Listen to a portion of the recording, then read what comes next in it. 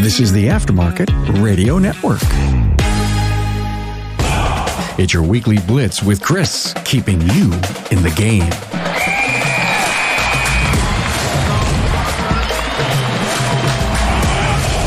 Hey, everybody. I can't believe it's January of 2022. Honestly, I don't know that I ever thought we'd make it here. I hope the world is treating you well and you're having a great day. Coach Chris Cotton here from AutoFix-Auto Shop Coaching, where we work hard to support your financial success. If you have an idea for a show topic or just want to talk shop, feel free to get with me at chris@autofixsos.com. Hey, before we get started with episode 41, Rocket Fuel, the chapters 1 through 3, I'd like to take a quick second to give a shout out and thank our sponsor, AutoLeap. Are you looking to grow your auto repair shop? If so, then AutoLeap is a modern cloud-based shop management software that keeps your existing customers coming back while making it easier to win a new audience and drive significant growth. AutoLeap allows you to keep complete track of your shop, anywhere from scheduling appointments, managing technicians, and generating invoices. It doesn't get any better than AutoLeap, the leader in auto repair software. AutoLeap helps you grow, is easy to use, and builds customer trust. Make your customers happier, your repair shop more profitable, and your life easier, all with AutoLeap. If you're interested, check them out at www.autoleap.com and see for yourself. I do want to remind everybody that Rocket Fuel is a book. I didn't come up with this concept on my own. I wished I would have. What I got from it is my notes from reading the book. I went back and pulled out bullets and everything else. So I'm going to go through this. I think this is a great topic. I didn't realize how much of a visionary I was. And I don't mean that to be braggy. That kind of sounded stupid, honestly. But I guess I didn't identify as a visionary as much as I did until I read the book.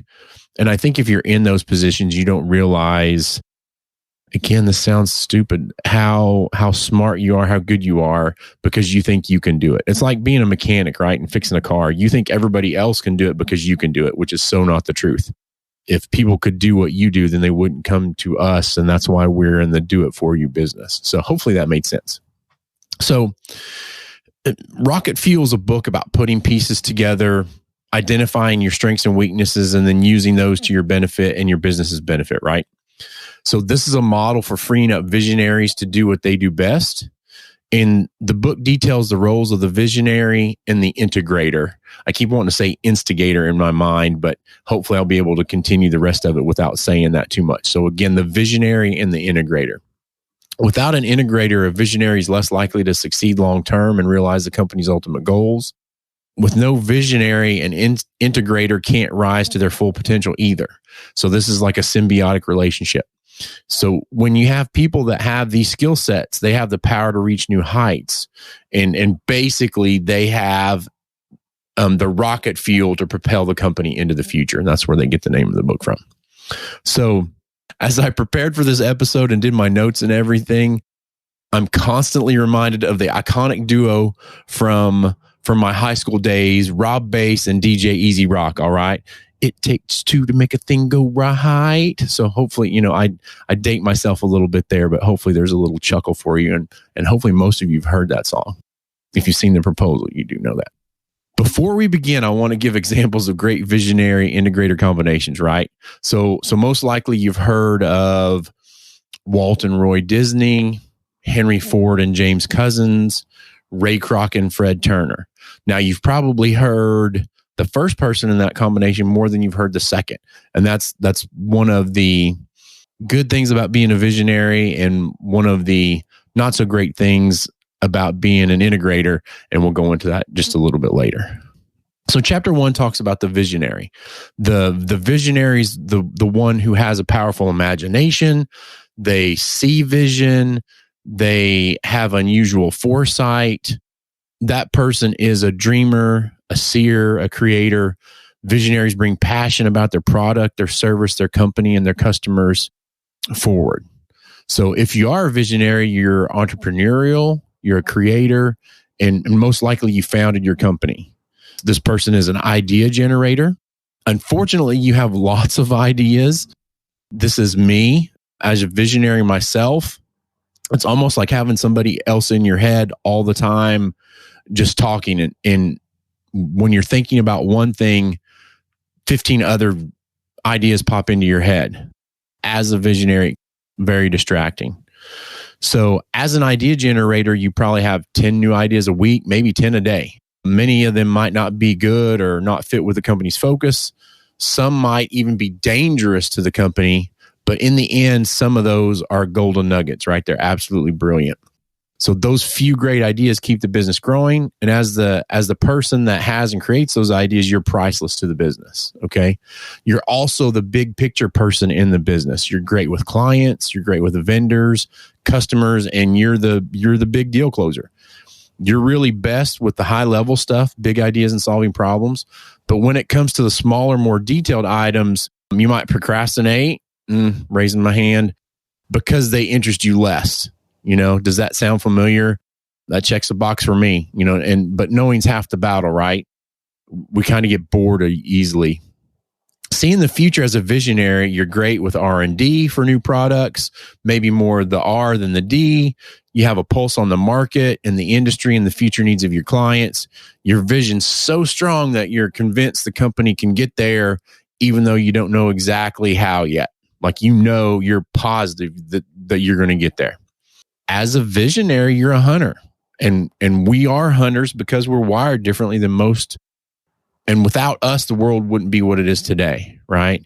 And by hunter, I mean hunting for ideas, hunting for deals, hunting for solutions to bigger problems. And, I need you to realize that hunters hunt. They don't manage people and typically aren't good managers.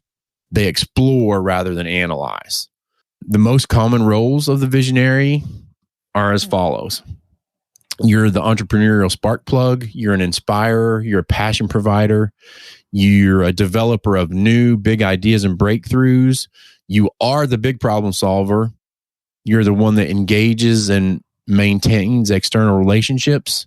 Again, you're the closer of big deals, a learner, a researcher, the company vision creator, and the champion.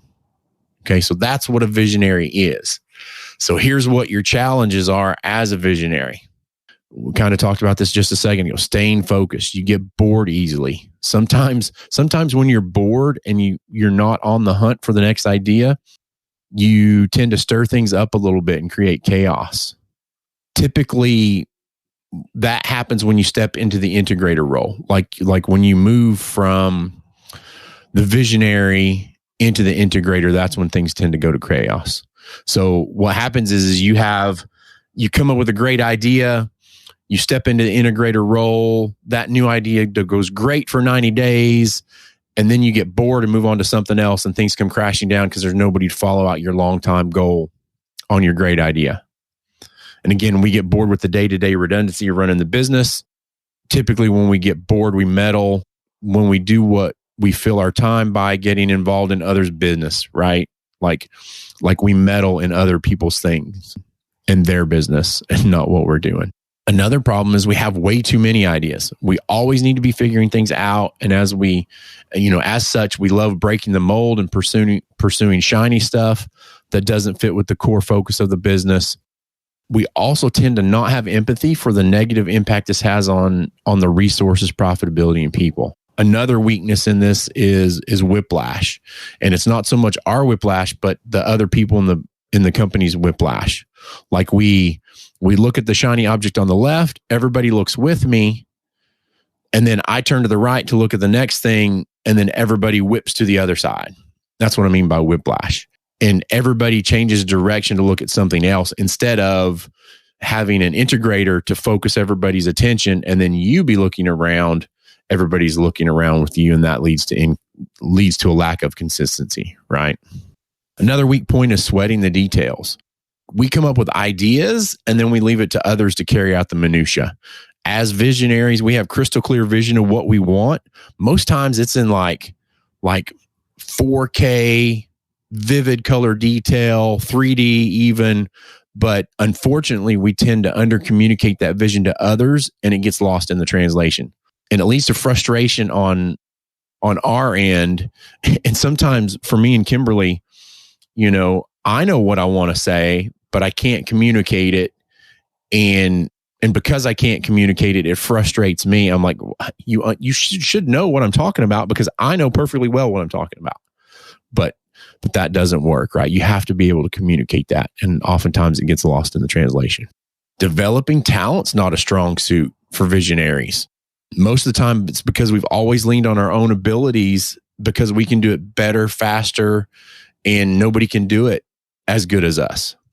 One of my big stories I share all the time with shop owners, and this is a great lesson that Kimberly helped me learn. I was trying to teach a service advisor how to write a ticket. We were at the counter. The customer was there. The service advisor, she was taking notes, and in my mind, my internal clock's ticking, and I'm like, oh, I could have done this in half the time. I would have done it this way. I would have asked this. We would have got this done.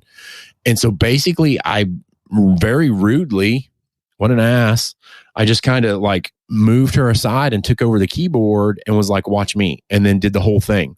Because in my mind, I was freaking out because I was on a timeline.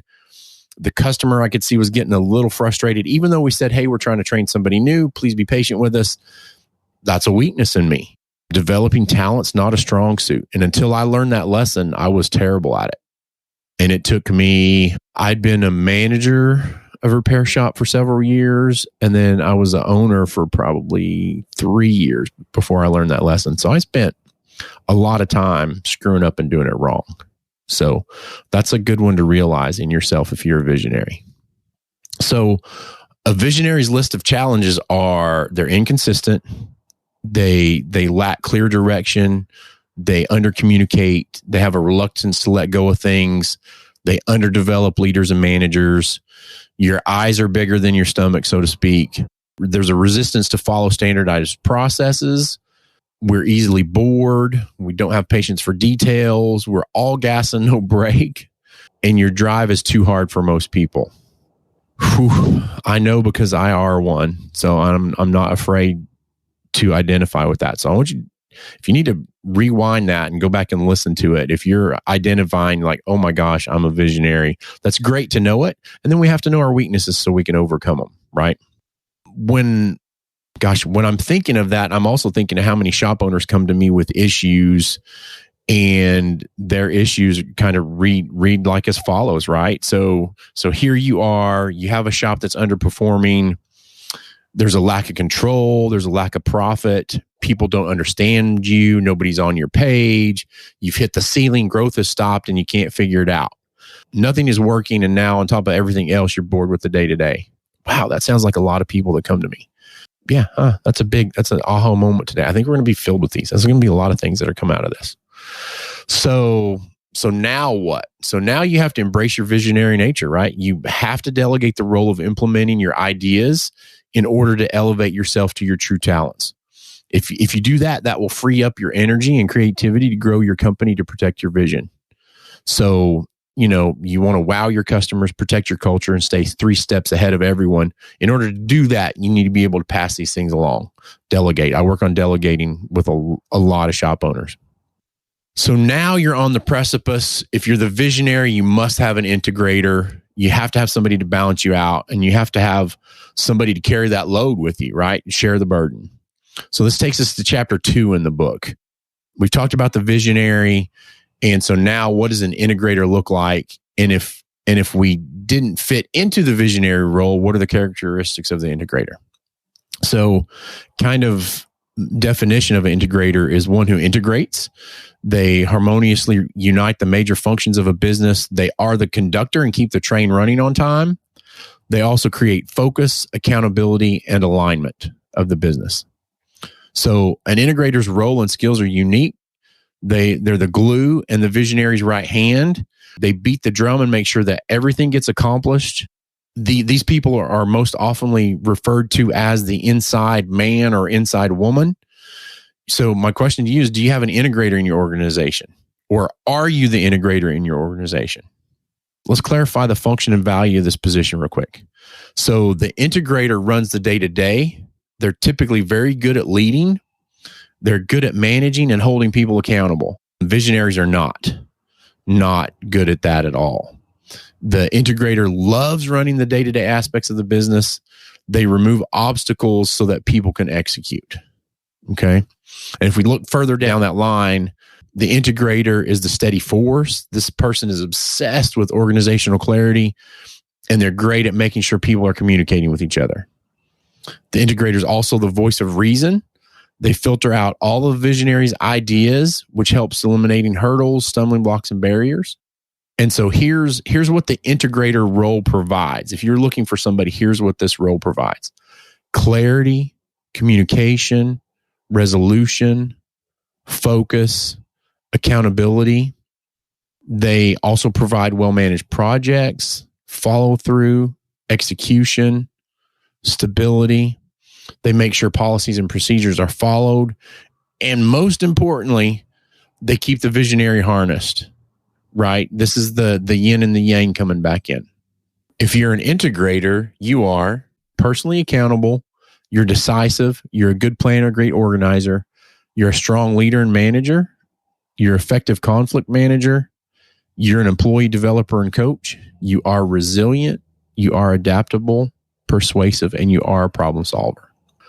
So all of those are great things, but here's the challenges to that role. Typically, there's no glory in that role. You're the unsung hero. Not much is written about you in the history books. Being the pessimist makes you the bad guy or the hammer, and that means you have to say no a lot. And you're also the disciplinarian in the relationship and the one that holds people accountable. And unfortunately, the one that most likely delivers bad news to the employees. You're often accused of being the one that holds the company back by going slow to go fast. And usually that's by the visionary, right?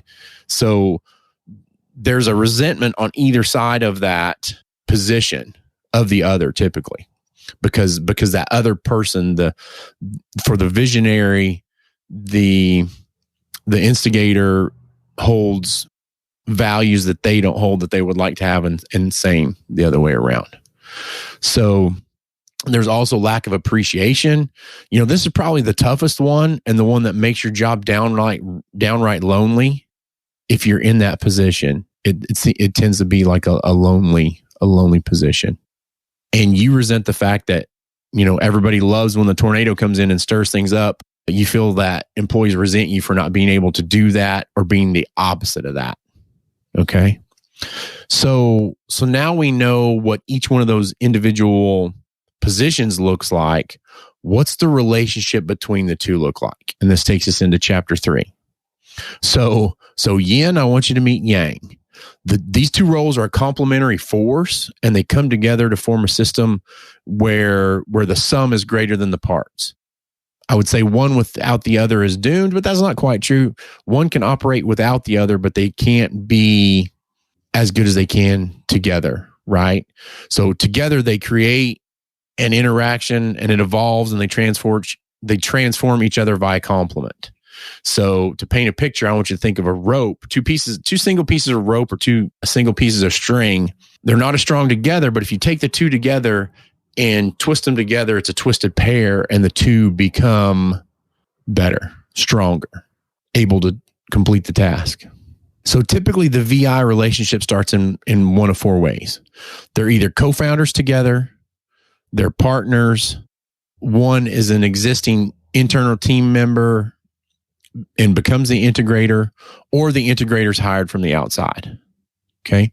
At this point, it's no surprise that these two individuals are complementary as a pair in the business. Both are quite different as individuals, but the visionary solves big, complex problems. The integrator identifies problems and articulates them. The visionary has 20 new ideas per week. The integrator makes the best ideas a reality. The visionary creates the vision. The integrator executes the vision. One is optimistic and the other is realistic. The differences between the two mean that they're always driving each other a little bit crazy. That's normal. Nothing in life is easy. If their personalities were alike, one wouldn't have a need for the other and it wouldn't work. Okay. But when you harness this relationship, the pair together lead to a much bigger impact on the business. You do need to remember that creating a dynamic duo doesn't always work the first time. So what do you do if and or when it flops? Guess what? You learn from your mistakes, you brush the dust off, and then you try it again. So if you're a visionary without an integrator, how do you know when you're ready? There's 4 factors that drive readiness. Financial readiness, which means you can afford one now where you couldn't before. Psychological readiness means that you're ready to let go of some control. Lifestyle readiness is the ready for fewer hours or the same hours with a different focus and less frustration. And then unique ability, the ready to be 100% you. Okay. So I want you to think back. If you listen to this, you probably need to go back and listen to it 2 or 3 more times and then think about where you are and how you fit. If you're a visionary, do you have an integrator in the business? If you're the integrator, who's your visionary and what happens next? So I know this was a long one, and this covers the first 3 chapters of the book. We're going to pick this up in a few weeks again and explore the value in leveraging this relationship. Okay. So I want you to stay tuned, but I want you to listen to this again and again. And figure out which one you are before we move on further. We're also going to talk about finding each other, clarifying your roles, and working together in a highly productive manner. Sorry, here's the visionary in me. My brain just went into another dimension. The amazing thing I didn't realize till right now is that I would consider myself the visionary in my own business, but as a business coach, I often fill the role as a visionary and sometimes an integrator. Another aha moment. So, wow. I'm going to have to go back and listen to this myself. I hope maybe this has inspired you and maybe get one of your own visionaries or one of your own integrators someday. Wow, amazing. I don't know, I'm kind of dumbfounded at this point. But anyway, this is it for this one. So, thanks for taking time out of your busy day to listen to everybody. If you haven't found us on Apple Podcasts and or Spotify and followed us for free, then why not? It is free after all. If you're listening in on Apple, Spotify, or some other app, I'd love it if you could leave a review. This has been Coach Chris Cotton from AutoFix-Auto Shop Coaching. If you find yourself struggling in your auto repair business or have a feeling like you don't know what you don't know, but you're eager to learn and grow your business, then please feel free to reach out to me, Chris at AutoFixSOS.com, or give me a call at 940-400-1008. Time to get out and rise and grind, everybody. Have a great day.